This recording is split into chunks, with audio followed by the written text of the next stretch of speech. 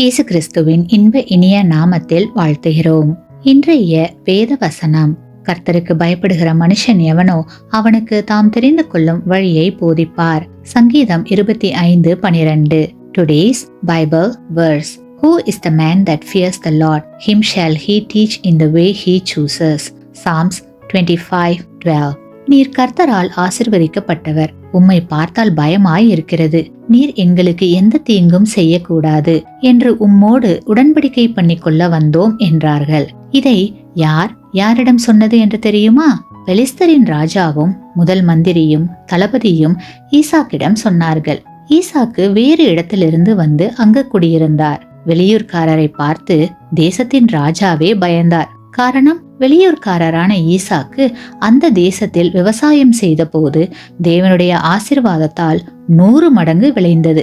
பெலிஸ்தர் அவர் மேல் பொறாமைப்பட்டார்கள்.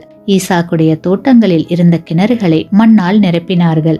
நீ இந்த இடத்தை விட்டு போய்விடு என்று ஈசாக்கை துரத்தினார்கள். ஒருவர் நன்றாக இருந்தால் பிடிக்காதே.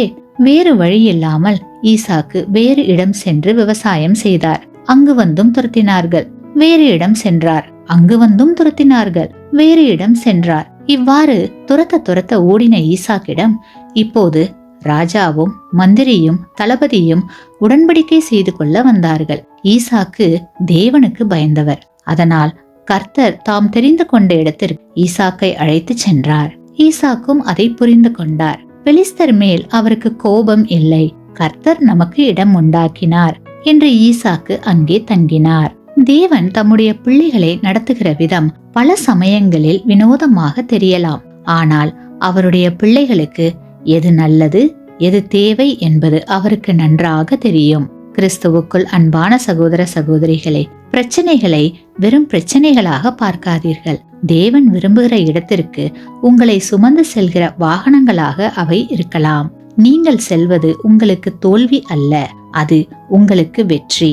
அந்த வெற்றிக்கு பிறகு உங்களுடைய எதிரிகள் உங்களை பார்த்து பயப்படுவார்கள்.